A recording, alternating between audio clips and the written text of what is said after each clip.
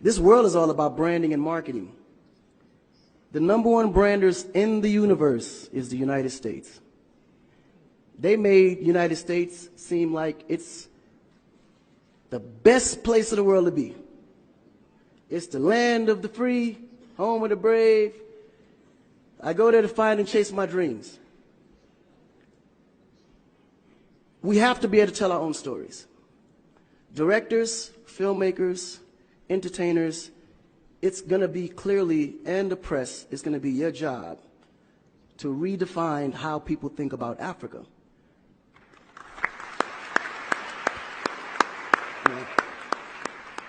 Because you're here, you see what's going on. You clearly can see in a vivid picture the good, the bad, and the ugly.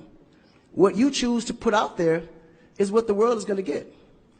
Because I can tell you right now, in Chicago alone, there's more people dying in Chicago than there was in the war in Iraq. But you would never see that. There's a lot of things that's happening in the U.S. that you would never see because they choose to show you what they want you to see for... Yeah. It's about country integrity. You have a certain reputation you have to keep. No one puts their family business out into the street. One of the problems we have in Africa is that when something happens, the press is quick to put out negative energy and quick to put out a negative story. And then that story goes on to internet, and other broadcasting systems take it and they post it. So when you look at places like Kenya, for instance, that I know of, maybe what, 2 terrorist attacks? But it was everywhere. So now people was afraid to go to Kenya because somebody shot up the mall.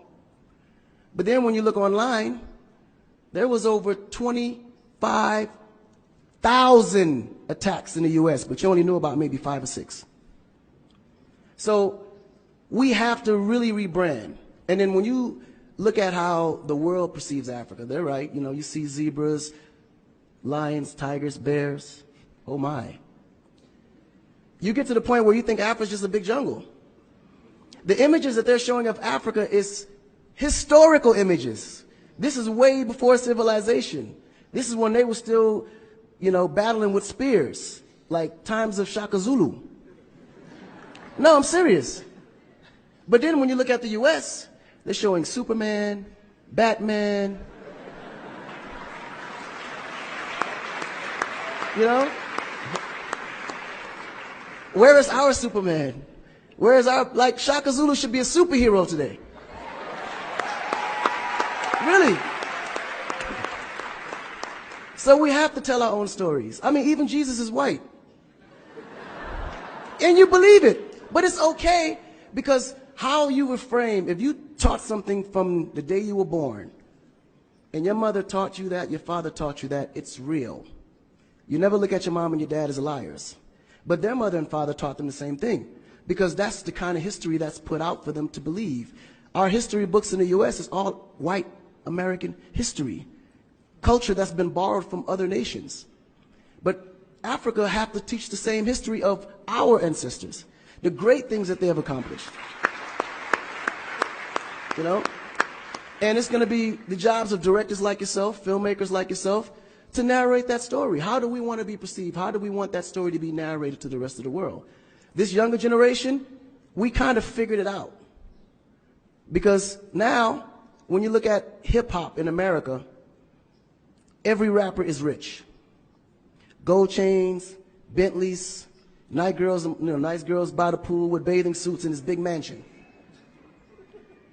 And then, when the video's over, they get on their phone and call an Uber.